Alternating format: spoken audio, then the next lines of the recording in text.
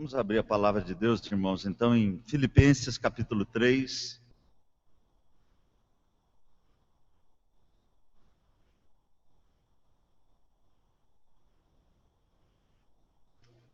Carta de Paulo aos Filipenses, capítulo 3, verso 1 até o verso 11.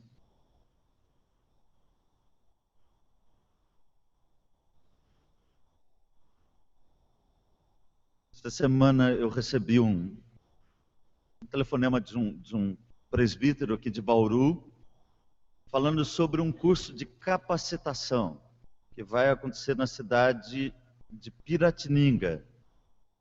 Então é para homens e mulheres. Se alguém se interessar, eu vou fixar ali atrás.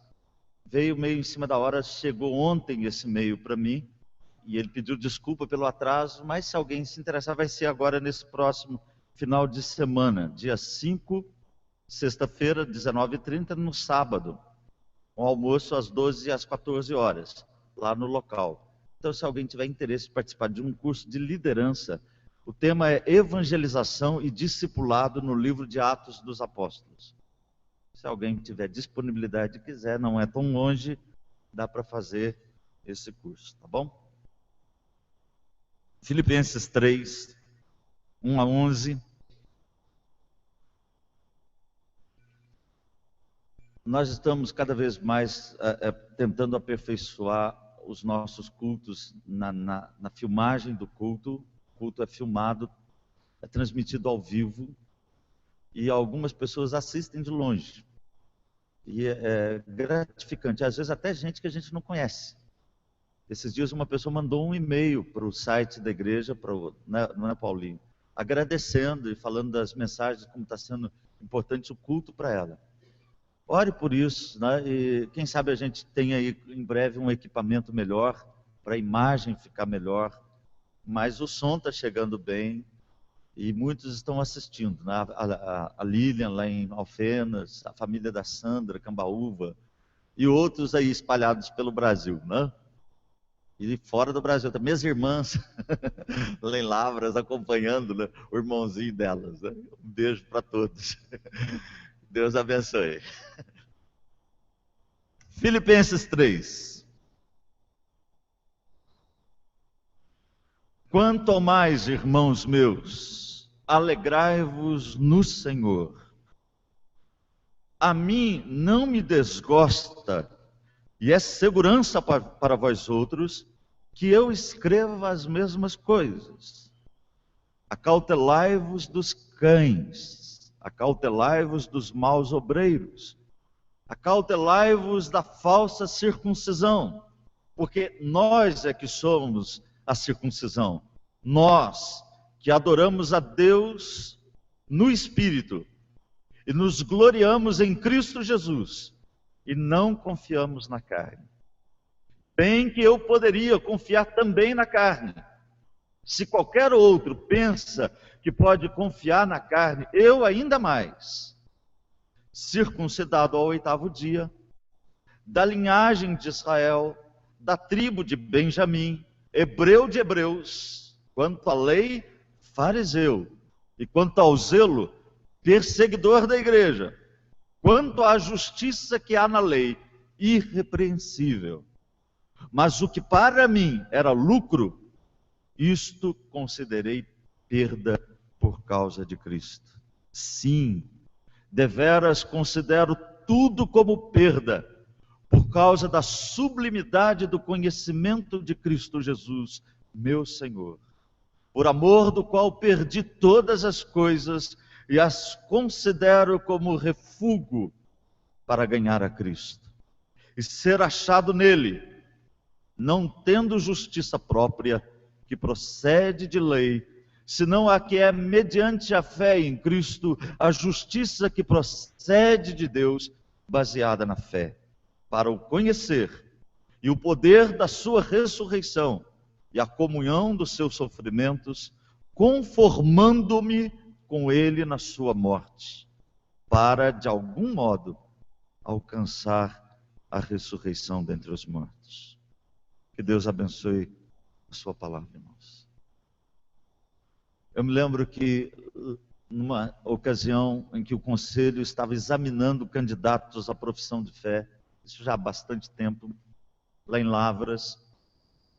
Uma senhora, já de certa idade, respondeu as perguntas, falou o porquê de fazer a pública profissão de fé, e aí ela disse para mim: pastor, eu lamento uma coisa. E eu perguntei: o que a senhora lamenta? Ela disse: eu lamento não ter conhecido Jesus há mais tempo. Eu perdi muito tempo na minha vida, pastor.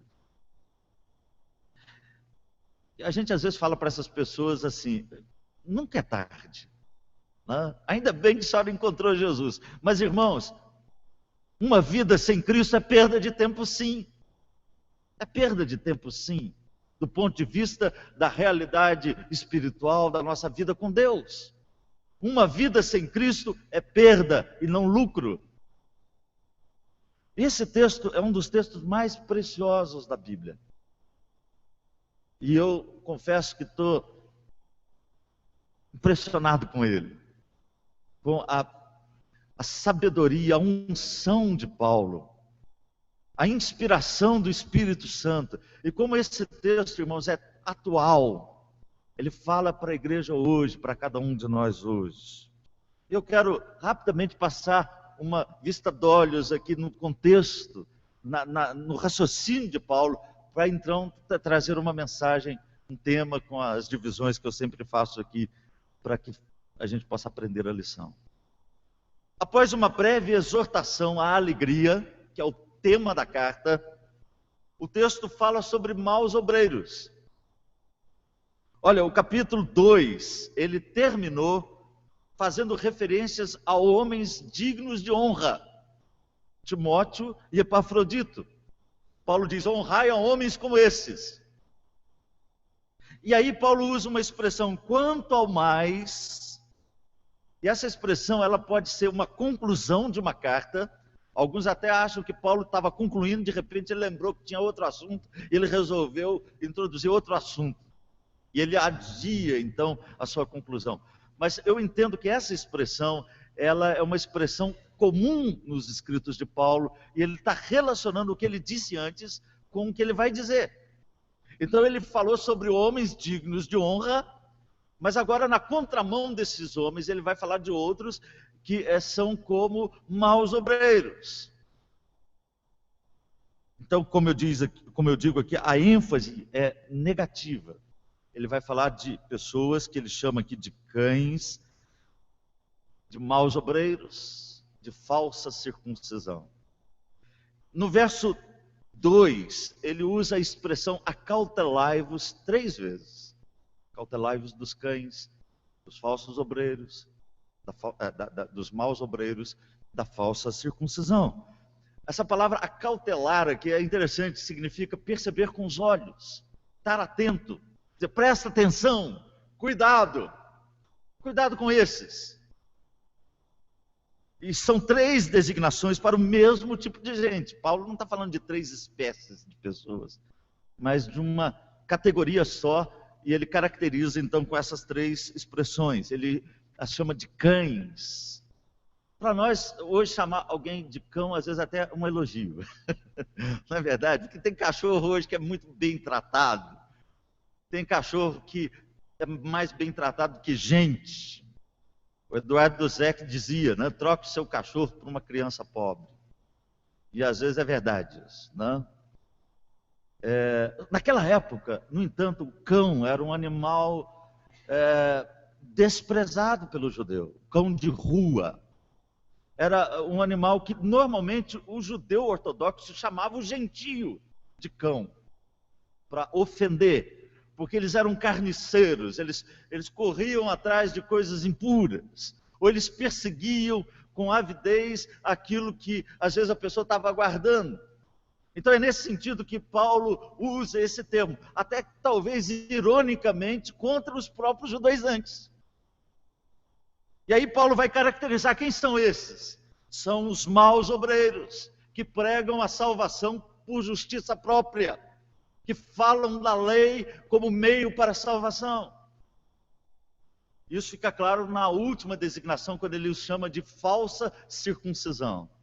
Eles se achavam verdadeiros judeus, raça pura. Mas Paulo diz: vocês são falsos, vocês não são o povo de Deus, vocês não são a semente da aliança, embora vocês acham que são. E aí o texto continua, porque após descrever esses maus obreiros, Paulo mostra quem é a verdadeira circuncisão. Olha que texto maravilhoso, que é o verso 3, ele diz assim, no verso 3, porque nós é que somos a circuncisão. Quem? Nós que adoramos a Deus no Espírito e nos gloriamos em Cristo Jesus e não confiamos na carne. Paulo mostra quem é a verdadeira circuncisão aqui. Ou seja, tem a ver com adoradores. Ele está combatendo o rito, a religião de regras, de rituais, e trazendo para a realidade de adoradores que adoram a Deus em espírito e em verdade. E aí Paulo, ele contra-argumenta esses judaizantes de forma interessante. Ele cita algumas vantagens que ele poderia usar. É como se ele dissesse assim: olha, vocês estão argumentando que vocês são o povo de Deus, que vocês são o verdadeiro Israel de Deus. Eu posso usar esse argumento muito mais do que vocês. Porque e aí ele vai falar das suas vantagens por nascimento. Ele diz o quê? Eu fui circuncidado ao 8º dia. Ou seja, eu não sou um prosélito, eu não me converti ao judaísmo quando adulto, eu me tornei um praticante do judaísmo desde o 8º dia. Fui circuncidado. Sou da linhagem de Israel. Além disso, ele fala: eu sou da tribo de Benjamim. Benjamim era irmão de José, um dos filhos de Jacó com Raquel, o único filho de Jacó que nasceu na terra da promessa. E ele diz mais: eu sou hebreu de hebreus. Em outras palavras, Paulo diz: eu sou judeu puro sangue. Querem argumentar nesse nível comigo? Vocês não têm chance alguma. E aí Paulo fala sobre as suas vantagens adquiridas. Ele fez uma opção quando adulto. Quanto à lei, fariseu. Eu sou da seita dos fariseus. Eu era da seita dos fariseus. Os fariseus eram rigorosos no cumprimento das minúcias da lei e da tradição dos anciãos. Paulo diz: eu era fariseu. Jesus combate muito essa raça de fariseu. Além disso, Paulo diz: quanto ao zelo, perseguidor da igreja. A palavra perseguir aqui é caçar. Eu cacei a igreja como um caçador implacável. E finalmente ele diz: quanto à justiça que há na lei, irrepreensível. Eu era perfeito no meu cumprimento dos rituais da lei. Não tem, esse argumento não pode ser usado a favor ou contra mim, porque se eu for usá-lo, eu tenho muito mais argumento que vocês. E aí o que acontece na conversão de Paulo? Olha o que o texto diz, o texto é maravilhoso. No verso 6, Paulo diz assim, aliás, no verso 7, mas o que para mim era lucro, eu considerei perda. Olha como está no passado: eu considerei perda. Paulo está se referindo à sua conversão. Paulo está dizendo que tudo aquilo que ele era, ele põe num pacote só, e ele fala: tudo aquilo que eu fui, decidi ser, assumir, tudo isso é um pacote só. Resume-se em perda, por causa de Cristo. Não que Paulo está desprezando o fato dele ser judeu, mas ele está lamentando o fato de que tudo aquilo o distanciou de Deus. Por isso que ele diz: tudo aquilo era perda. E aí a gente acha pesado essa fala de Paulo, até que a gente entra no verso 8. E aí ele coloca no presente. Ele diz assim, no verso 8: sim, deveras considero tudo como perda, por causa da sublimidade do amor de Cristo. Paulo está dizendo: eu continuo, não foi um instante da minha vida que isso aconteceu, não foi um entusiasmo qualquer, Essa é a minha posição, é a minha postura de vida, por causa de Cristo. E aí Paulo, ele fala algo interessante, ele diz que ele considerou tudo isso não só como perda, mas como refúgio. E a palavra refúgio para nós aqui é uma palavra bonitinha. Às vezes a gente nem sabe o que é direito refúgio, mas a palavra refúgio no grego pode ser traduzida por esterco, estrume, coisa detestável. Paulo está dizendo que tudo aquilo que o distanciava de Cristo é para ele agora esterco. Ele tem que jogar fora como algo desprezível, por causa de Cristo. Como eu disse, não somente perda, mas refúgio. E aí os versos 9 a 11 trazem a posição do crente em Cristo Jesus. Há um tratado teológico aqui maravilhoso. No verso 9, Paulo fala da justificação, que não é por obras, mas pelos méritos de Jesus Cristo, através da fé. No verso 10, ele fala sobre santificação, que é viver no poder da ressurreição e do sofrimento de Cristo, nos moldando na morte de Jesus. E no verso 11, ele fala da glorificação, ou da ressurreição final, aguardando a ressurreição. Há tanto detalhe, e eu descrevi assim para você entender o raciocínio de Paulo aqui, e qual é o argumento dele. E o que é o ponto central desse texto, irmãos? A sublimidade de Cristo. É esse o argumento de Paulo. Ele diz: Cristo está acima de tudo e de qualquer coisa. Ele é sublime. E por causa da sublimidade de Cristo, então todo esse texto é construído em torno dessa bendita verdade. E ao falar sobre esse tema, que eu tiro do texto, o objetivo é falar de como coisas aparentemente boas podem impedir-nos de nos aproximar de Cristo. Há certas coisas aparentemente boas. Religião, dedicação, zelo, tudo isso parece coisa boa. Mas isso pode ser refúgio. E está nos impedindo de encontrar a Jesus. Em segundo lugar, eu quero apontar também a sublimidade de Cristo e as implicações da nossa vida com Ele. Eu espero de coração que essa mensagem, e eu não vou me delongar muito, ela caia fundo não só no coração dos irmãos que fizeram profissão de fé, mas de todos nós. E eu tenho ficado maravilhado como Deus tem sido providente, a providência de Deus, o texto se encaixar com o momento. Esse texto se encaixa com o momento. E eu fiquei 2 domingos sem pregar em Filipenses. E é exatamente agora, num culto de profissão de fé, esse texto vem falar exatamente sobre aquilo que nós, como crentes, iniciando na fé cristã e uma certa caminhada também, precisamos saber. A sublimidade de Cristo Jesus. O que não pode atrapalhar isso na nossa vida? O que tem de nos levar cada vez mais a contemplar a Jesus no nosso viver? E aí, em primeiro lugar, eu falo de olho em quem tenta nos desviar de Cristo. E eu entendo que essa mensagem do verso 1 até o verso 3, Paulo está dizendo: cuidado, cuidado com aqueles que tentam desviar você de Jesus Cristo. Cuidado com aqueles que tentam atrapalhar a sua vida cristã. Cuidado. Mas antes de falar desses, mais uma vez, há uma palavra introdutória aqui no verso 1. E há 2 ideias importantes aqui no verso 1.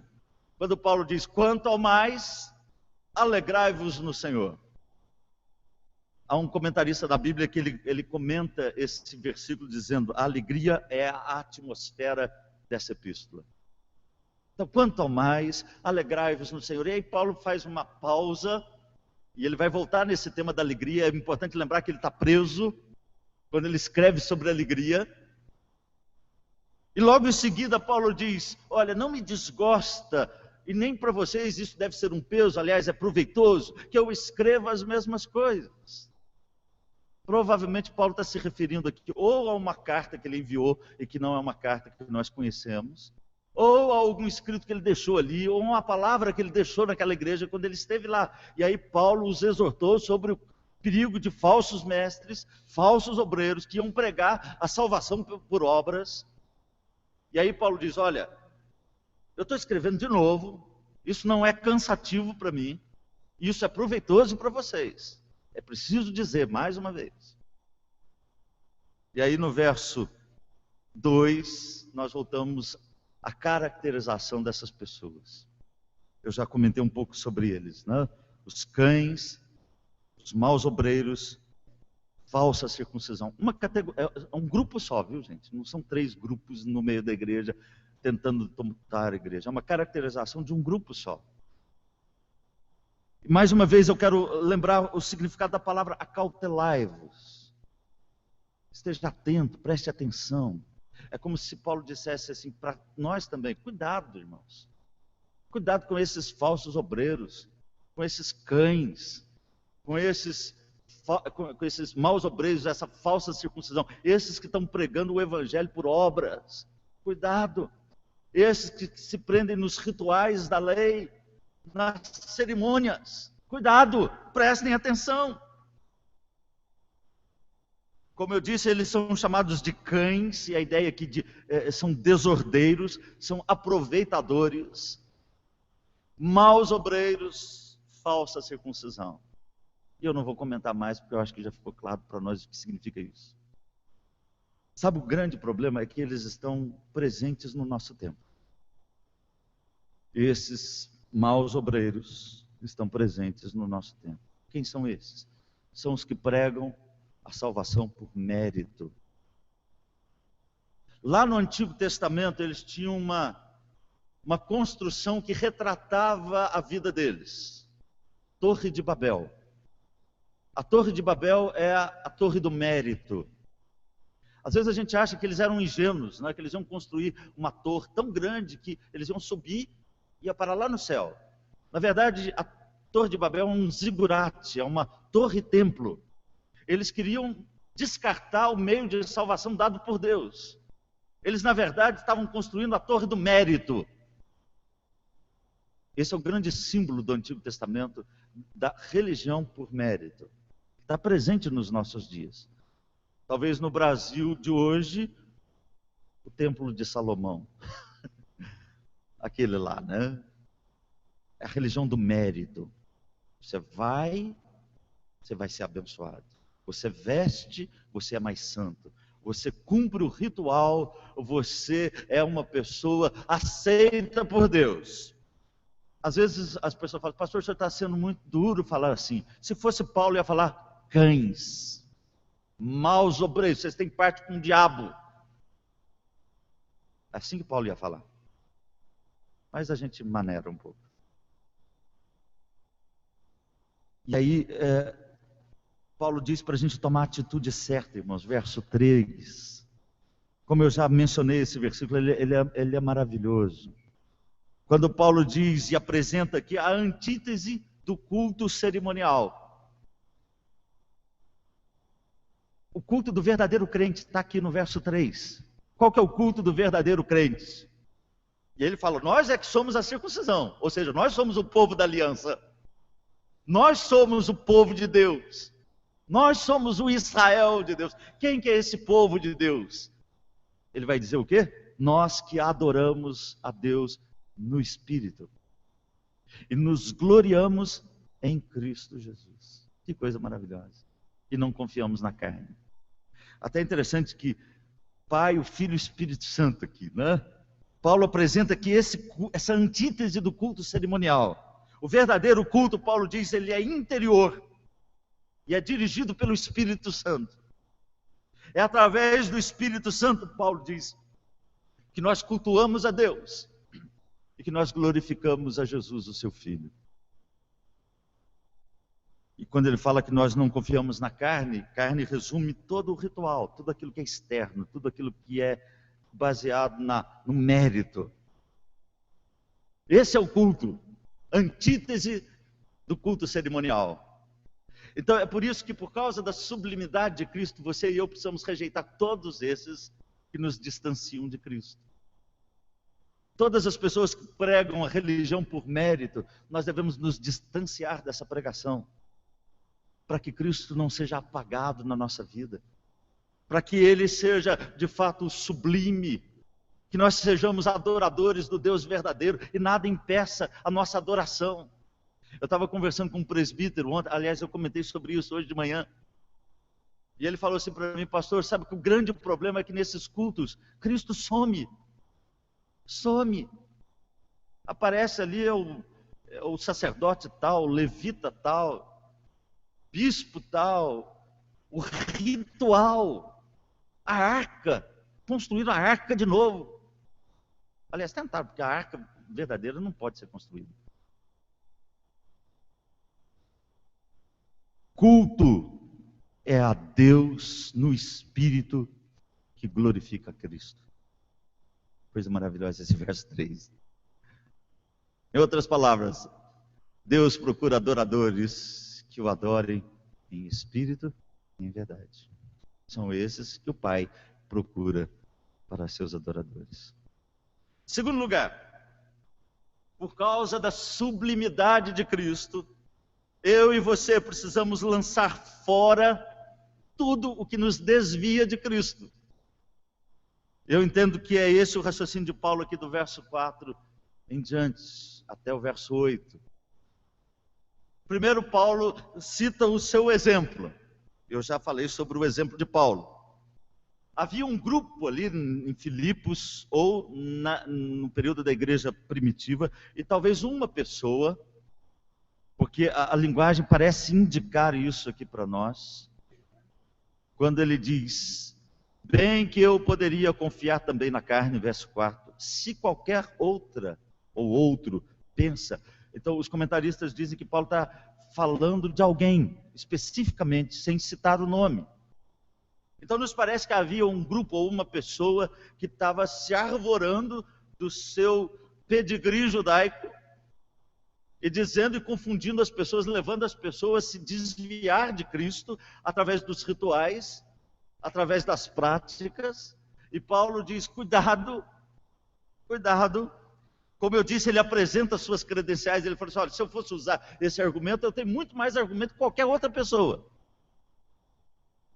Ele fala das suas credenciais de nascimento, que eu já mencionei, do verso 4 ao 5, a primeira parte: judeu, circuncidado, da tribo de Benjamim, hebreu de hebreus.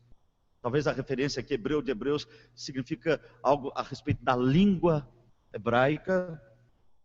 Ele fala das suas características adquiridas: fariseu, zeloso, perseguidor da igreja, quanto à lei, a justiça da lei, irrepreensível. Paulo cita o seu exemplo para contra-argumentar. E aí ele vai dizer para nós aqui no verso 7, que tudo ele considerou como perda. O que deve ser considerado como perda. Todos os lucros que ele tinha, aparentes lucros, por isso eu coloquei entre aspas, ele coloca num pacote só. Ser judeu, circuncidado, da tribo de Benjamim, vou pôr tudo num pacote só. E sabe como que eu resumo esse pacote, diz Paulo? Perda. Perda. Por que perda? Mais uma vez eu quero enfatizar. Porque eram obstáculos no caminho de aproximação para Cristo. Toda vantagem espiritual, toda vantagem, entre aspas, espiritual, que nos desvia da cruz, é perda e não ganho. Eu quero que você preste atenção nisso. Que tem gente que fala assim: eu fui criado assim, a vida inteira, então eu não posso me envolver com Jesus, porque eu tenho lá desde pequeno, e a pessoa se gaba disso, de ser uma pessoa religiosa, uma pessoa caridosa, foi criado assim, a vida inteira. Mas se tudo que você recebeu na sua vida leva você para longe da sublimidade de Cristo, considere isso como perda. Isso não é lucro, é perda. E Paulo diz mais algo impressionante, como eu já descrevi no verso 8: não simplesmente perda, mas refúgio, esterco. E é interessante, irmãos, que há uma repetição aqui do verso 7, da primeira parte do verso 8. E como eu comentei, só que agora usando o tempo presente. E como eu disse, não foi só entusiasmo, mas uma decisão na vida de Paulo que permanece. Por causa de Cristo. Porque a gente precisa lembrar aqui que Paulo está falando de Cristo, né? A sublimidade de Cristo. Por causa de Cristo, eu considero tudo como perda. Mas não somente perda, como eu disse também, ele fala e usa a palavra refúgio. Algo que deve ser jogado fora com aversão. Deixa eu tentar ilustrar isso. Vamos imaginar que você esteja num navio, num barco. E de repente esse barco começa a afundar. Não é um barco tão grande. Por favor, não é nenhuma profecia, viu? Não vai acontecer isso, né? Mas vamos imaginar você ali. E as pessoas ali no barco com você. E aí, de repente, o comandante diz assim: joguem fora tudo que vocês têm. Porque se vocês não jogarem fora, vocês vão morrer. E aí você começa a jogar bagagem fora. As coisas vão sendo jogadas fora no mar. Porque você quer salvar a sua vida. Talvez essa seja a primeira ideia. Paulo diz: eu peguei essas coisas e joguei fora porque eu quero estar no barco com Jesus. Mas a ideia não é só de jogar fora alguma coisa que você precisa jogar para não afundar. Porque às vezes você joga fora coisas preciosas, né? Você joga fora uma roupa, meu Deus do céu, aquela mala, eu ia precisar tanto. E você joga com pesar. E você fica olhando para a balinha que já vai embora. Mas Paulo diz: não, jogue o nojo como esterco. Despreze aquilo. Irmãos, nós precisamos jogar fora tudo que nos impede de estar e viver em Cristo. Seja religião, seja pecado, seja coisas aparentemente neutras, mas que nos atrapalham. Se tem alguma coisa nos atrapalhando, considere aquilo como esterco. Jogue fora. Tenha nojo. É mais ou menos isso que o escritor de Hebreus diz: desembaraçando do peso e do pecado que tenazmente nos assedia, corramos com perseverança a carreira que nos está proposta, olhando para Jesus, o autor e consumador da fé, Cristo Jesus. Para terminar, irmãos, sublimidade de Cristo. E aí Paulo termina dizendo: para ganhar a Cristo e ser achado nele. Eu gosto dessa expressão do verso 9, né? Para ser achado nele. Porque antes ele falou da conversão dele, da postura que ele assumiu na caminhada dele. Mas agora ele diz: eu quero ser achado em Cristo. E essa expressão, ser achado em Cristo, é a mesma coisa de ser justificado em Cristo, que é a descrição aqui do verso 9. E ele fala da justificação pela fé. Como eu disse, como eu já afirmei, né, ser achado nele é igual a justificação. E aí ele vai dizer algo interessante: a justificação não é fruto de merecimento. Você não merece, nem eu, nenhum de nós. Mas algo que nos é dado em Cristo. Trata-se de um ato do tribunal de Deus. Vamos imaginar que todos nós estejamos aqui num grande tribunal. Deus está sentado na sua cadeira de juiz. E aí ele olha para todos nós e ele diz: não há aqui nenhum justo. Não há aqui ninguém que faça o bem. Não há aqui nenhum que busque a Deus. Vocês são pecadores. E o salário do pecado é a morte. Essa é a sentença. Mas aí, esse juiz sentado na cadeira se torna o seu salvador. Em Cristo Jesus. Ele desce da sua cadeira, do seu trono, para ficar mais claro. E vai lá na cruz. E paga o preço do meu pecado. Derrama o seu precioso sangue. E aquele que é justo se torna o justificador.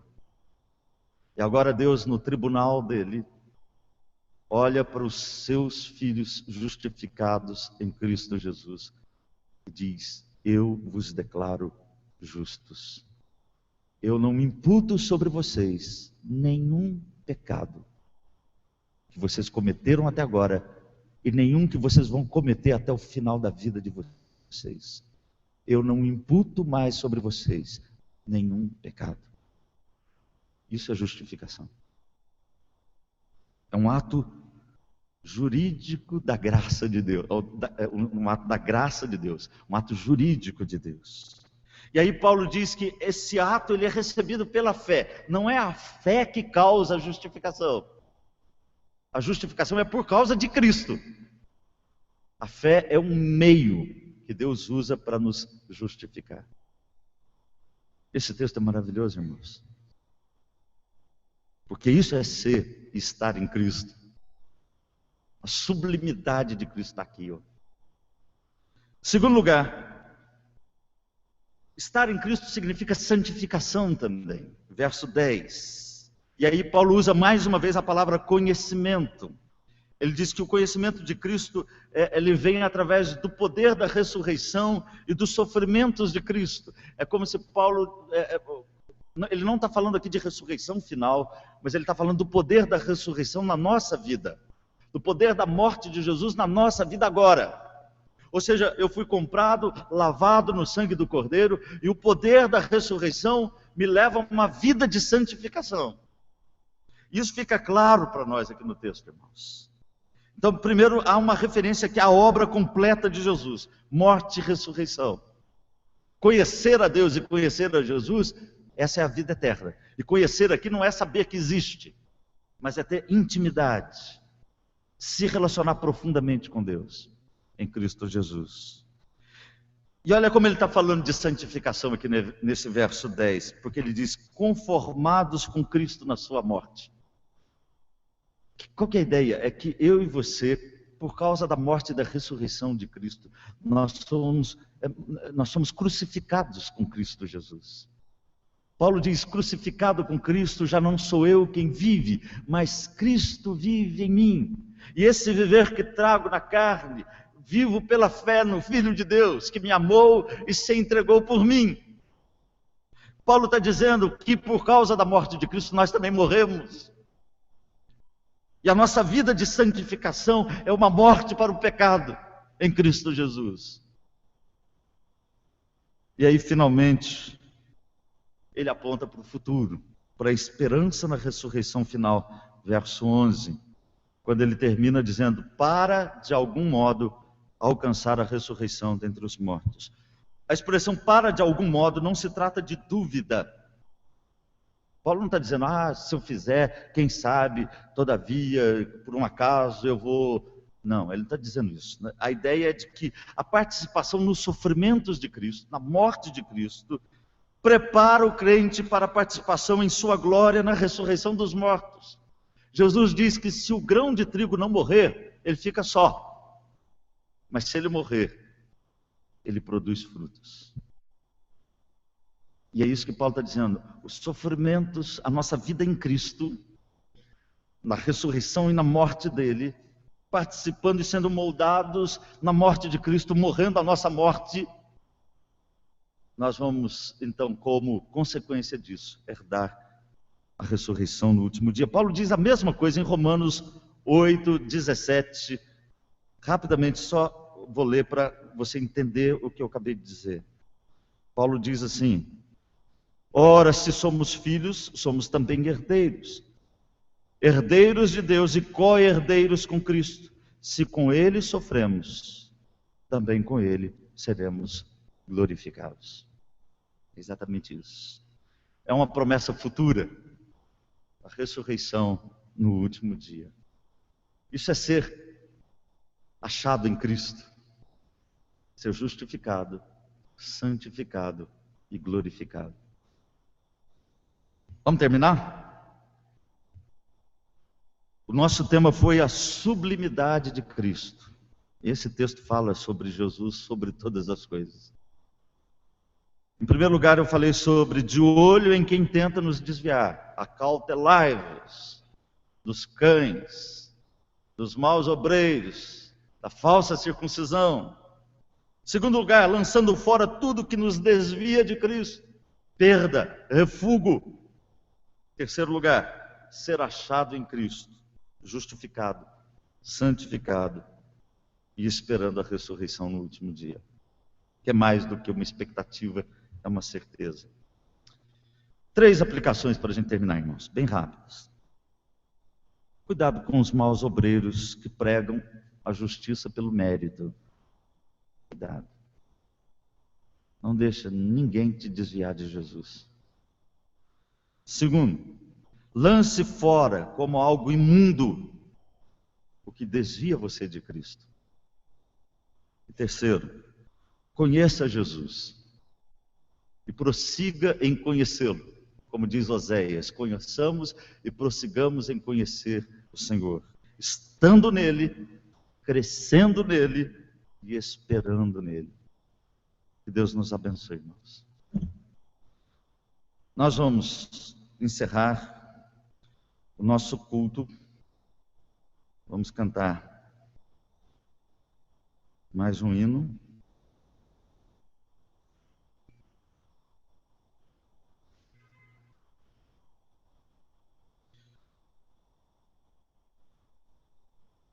O hino 111. Isso mesmo?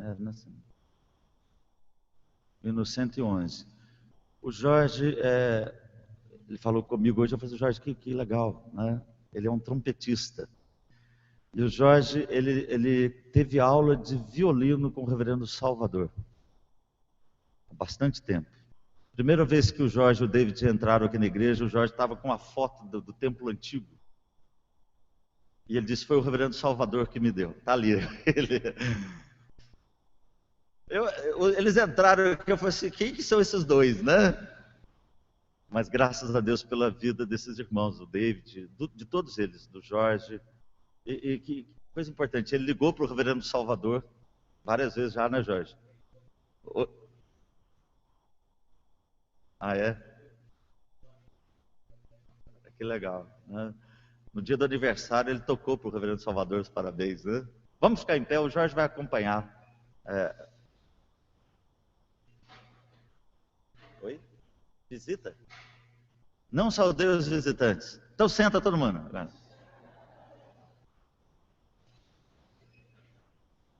Só os visitantes agora em pé.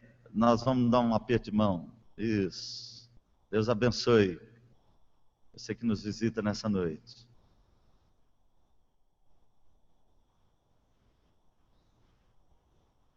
Sejam bem-vindos no nosso meio. Vamos ficar agora todos em pé e vamos cantar.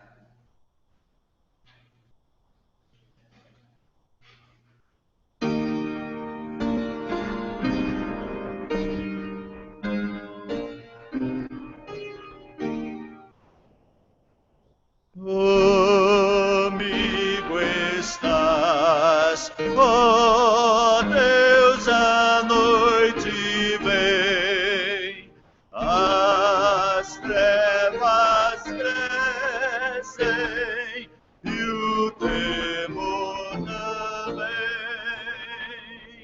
Socorro tem, vera proteção, porque em mim fizeste habitação.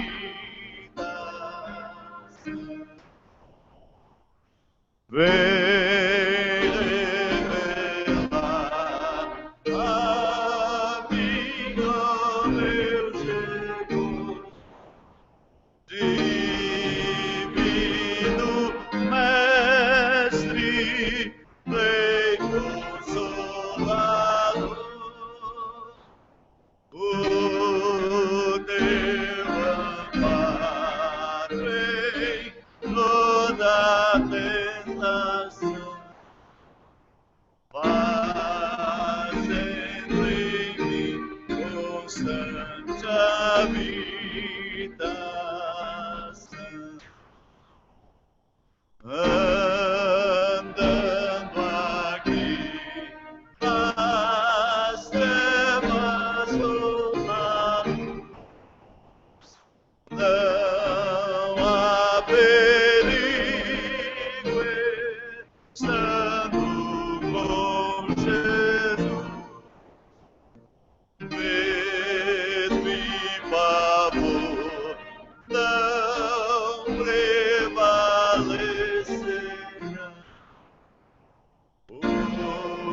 em meu ser fizeste habitar.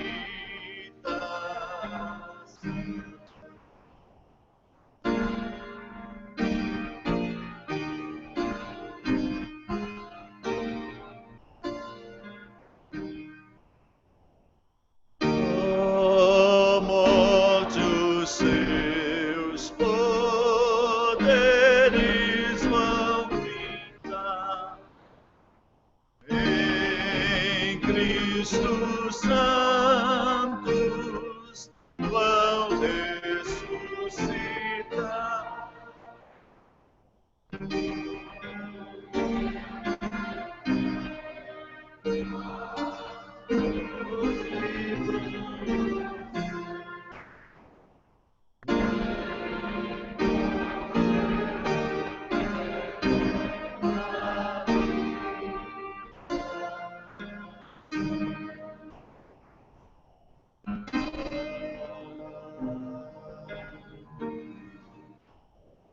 E agora, irmãos, que a graça preciosa de Jesus, nosso Salvador e Senhor, que o amor de Deus, nosso eterno e poderoso Pai, e que a comunhão, as consolações, a companhia do Espírito Santo, sejam com todos nós, com todo o povo de Deus espalhado na face da terra, hoje, para todo sempre.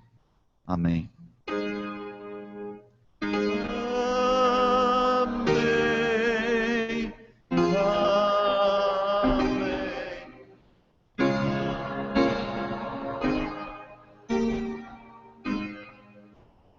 Amém. Deus te abençoe da cabeça aos pés. Dê um abraço aí no seu irmão, na pessoa que está do seu lado.